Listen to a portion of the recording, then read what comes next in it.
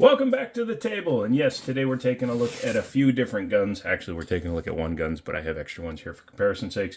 But this one is kind of a pretty interesting one. For those of you that don't know, Canik or Canik, it's a Turkish company. They make a bunch of cool versions of a lot of their guns, and they're actually starting manufacture here, I believe, later this year, possibly next year, out of Miami, Florida. But Canik makes a really cool pistol lineup. I actually make two pistols for the main things. I actually make three pistols. There's another one right there.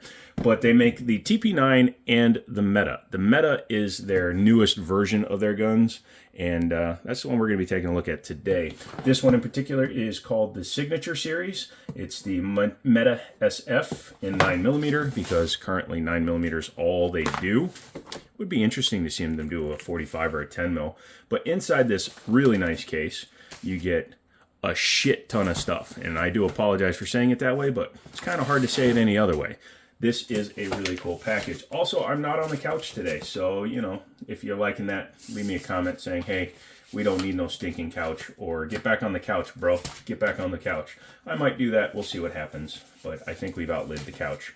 This is the Mete Signature Series Apocalypse.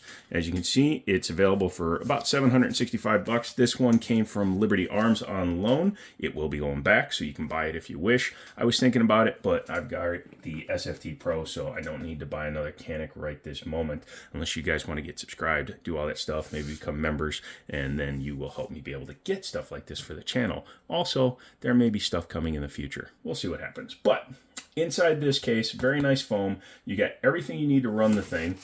This middle thing here has all your paperwork. It also gives you the list of which plates do what for optics and stuff. But this one is just kind of a little bit more plain. You've only got a couple of plates. Up here you have a punch for changing out your back straps. You get an extra back strap. Cleaning tools. This little guy here, a lot of people don't realize, but this guy, use this to get this out, is not just a keychain toy. This is actually your toolkit for the gun. So you take the bottom of the magazine off, or the mag well off. Excuse me, pardon me, coming through. But anyways, you take that off, and inside the grip is actually all your bits for working like the if it has, like the SFX have a adjustable mag release, all that stuff, this gives you all your bits for putting optics and stuff on there. As you can see, it's got a hex in the end of the barrel so that it can hold the bit. Nice, very good, good for you. This being a Signature series, it does come also with an extra patch. You can put that on your bag if you wish. It's kind of cool. We'll get to the other stuff in there, but let's go ahead and pull the firearm out. So clear it. Make sure you see that she's empty, and drop the mag, and then you will see that it's actually a really cool gun. This is the Signature Series Apocalypse gun. It's got all kinds of cool stuff. They are limited to 5,000 models, or 5,000 units, kind of like when they did the Canik Mete Nights and Days, the Miami Day and Night. But as you can see, they got all kinds of laser etching into it. So you got like the biohazard there.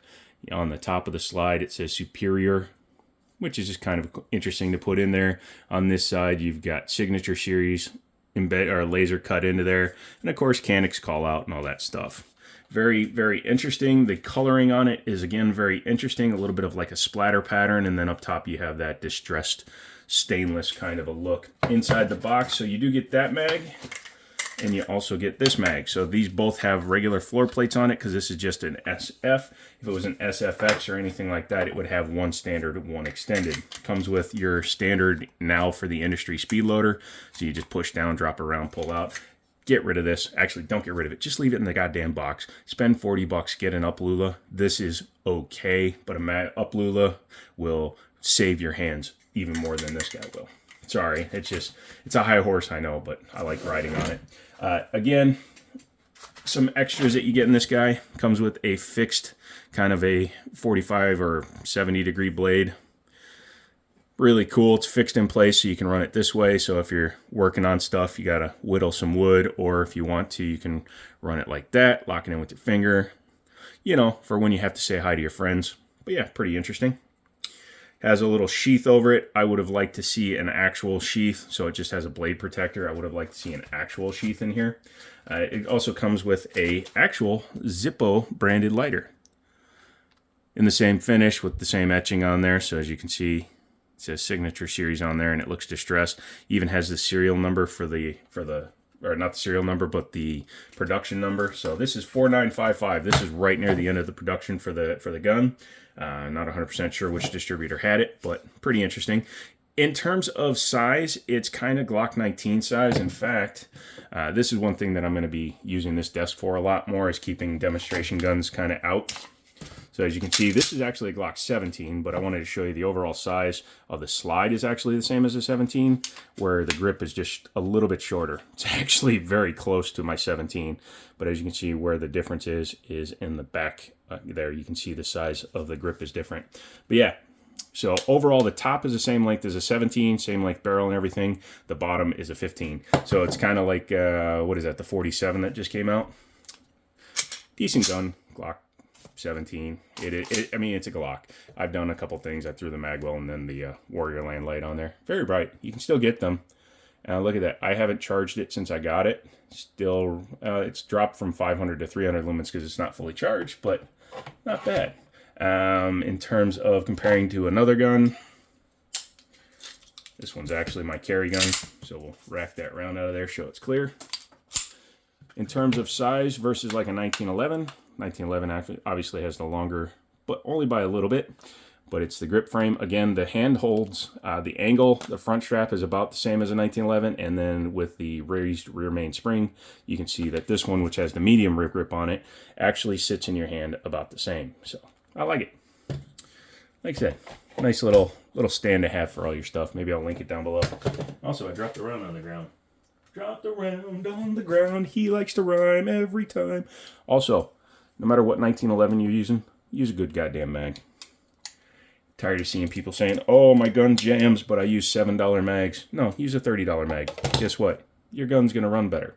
Back to the show. So this guy is a Walther P99 clone, basically. The TP9 is a little bit more faithful of a clone, but this guy is pretty damn close as well. The Walther P99 has been licensed out by Walther a couple of different times, but Canik really ran with the licensing that they were able to get. So let's go ahead and tilt you down just a little bit. And again, I'm sorry, this is only the second video I filmed from the desk, so I'll get my different angles down and right. But as you can see, yeah, the fit in the hand is really nice. Some people might want to take this magwell off. I don't have exceptionally large hands. I'm not a fan of fast food, so I'm not calorie enhanced like some people are. But it's very, very good fitting. And especially if you're going for a tight grip, having it force your fingers up into the undercut is actually a really smart thing. And then you can have plenty of room to put your hands up here for your support hand. Modern shooting has evolved again to where like guys like PewView Tactical or PewView and Pew Pew Tactical, they actually bring their hands way up on the slide now, because as long as you're up and you're not pushing in on the slide, you're not going to be affecting the slide running nearly as much as you might think you are. Also, if your support hand is in the right position and you're pushing forward, your thumb is barely on the slide. It's your palm that matters, your palm and your fingers. Just, you know, ask what it feels like when you're alone at night, fellas, and that's the kind of sensation. Your thumb doesn't do much. Ask your lady about that one. But yeah, the overall pointability of the gun is really good. This one has your standard 3-dot night sights. There's different sights available for different versions of the guns. The Pro, like I have, has a fiber optic front with the blackout rear. One of the benefits to this gun is the fact that it does have a removable section without losing your rear sight. A lot of guns, you lose the rear sight when you have to remove a top cover for your optic. This one is also, as you can see, top screw, unlike the earlier SIG 320s where you have to go in from the bottom. My SIG X5 Legion, for example, the cover, it's made to look smooth, so the plate is a smooth on top and you have to take the whole gun apart basically in order to change that. Triggers on Caniks are some of the best that you will ever find for a striker fired gun. Will I say they rival a 1911? Nah. Will I say they rival a Shadow 2? Nah, but they are pretty damn good. So here you go. Trigger safety, just like anything else. No external manual safeties. If you don't have it on there, it won't pull. But once you do, just kind of, you can see there's some take up, which is, again, pre-cock strikers. They're all the same. Comes back and, oh, nice little pull. About 5.5 pounds, but the reset is where these Caniks shine. Very much like a Walter in terms of the reset, which makes sense since Walter did all the design work and Canik just modified it to fit this frame. Yeah, very nice there. Forces it right out, audible and tactile. A little bit of a throwback, it still has a loaded chamber indicator and a striker charged indicator. These are two separate things. When you load a round into the gun, I'm going to use a snap cap. Hang on a second, I just noticed one on the floor. Thank you, convenience sakes. This is a snap cap, okay? Obviously, it's basically an inert round with a little bit softer center fire area so that you can dry fire without having to worry about things like your pin going out and hitting nothing, putting stress on your pins for your strikers. People say that you shouldn't dry fire. They're fucking idiots. Don't listen to them. Anyways, when you rack around in, you will see that the loaded chamber indicator comes up. You can feel it, so if it's in your holster and you don't have an optic in the way, you can just run your finger over the top. Another thing you can actually do a lot of times, it doesn't work as well on here, but it works on a Glock, is sometimes the extractor, you can feel the extractor get pushed out by the rim, but this is more clear. And the striker indicator does not indicate that there's a round in it, so these are technically two separate indicators.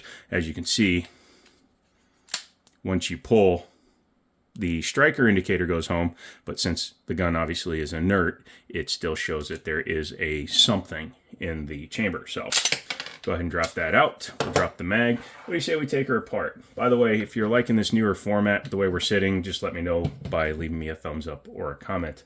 I like you guys. I want to hear from you guys because we're going to have us some fun. So anyways, go ahead and clear it, drop it, pull your trigger, pull your slide back just slightly. Get those two tabs, push forward and pull straight up. Earlier TP9s, and I believe until the TP9 gets this slide lock slide release with the older slide lock slide release, they actually would come completely off. But this one just uses, it has metal inserts for the rails to slide on. There's your lockup, and as you can see, it's much lower and flatter than a standard one. For example, so this is the Glock 17. Drop the mag, show it clear. And then we will take this one down. Same process. Gotta love these things. I like the takedown on the Canik better, by the way, because the tabs are much bigger. But as you can see, this one has to come off the front of the gun. And even though the height is minimal in terms of the locking block, it's just an easier way to go because you don't have to run all the way off the front of your gun. But reassemble the Glock. There you go. Good old Glock. Boring ass guns, but they are reliable. That's why there's one sitting on the desk. But once you've done that, you can go ahead and take your guide rod out. This one is captive. That's good. Sometimes they aren't, and they cause an interesting day when they go pew pew, pating, pating, pong, pong. And then you can go ahead and take your barrel out and look inside of there. As you can see, it's finished pretty darn nicely.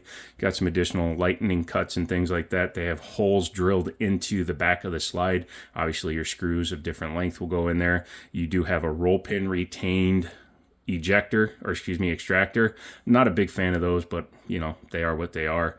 There's your firing pin block, your striker back there, and your rear striker plate. Interesting. With the way that this is designed, everything sits a little bit lower in the gun, which again, when you're shooting, does help because your mass can sit slightly lower. It's called bore axis. People say that it makes a lot of difference. Dude, unless you're a professional shooter shooting hundreds of thousands of rounds, the average shooter that shoots 50 a month, you're not going to notice a lower bore axis unless it's like ridiculously low, like a strike one from Arsenal or something. Barrel is just your standard tilting locking action. As you can see, it is serialized on both sides because serialized on the barrel, the slide, and the frame because this gun was built in Turkey.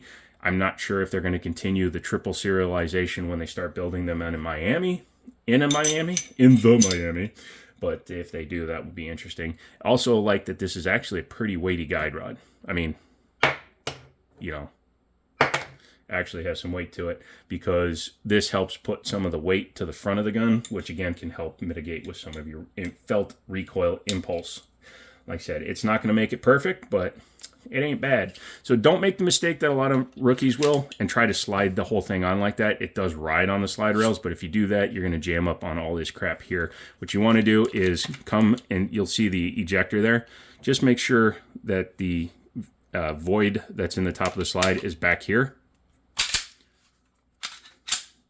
And you are good to go. GTG, my homies. GTG. So for 760 bucks, is it the best deal in the world? Nah, but it's a really, really fun gun, and the Signature series always carry a bit of a premium. Sorry, that's my nerves. You can see me wiggling a little bit.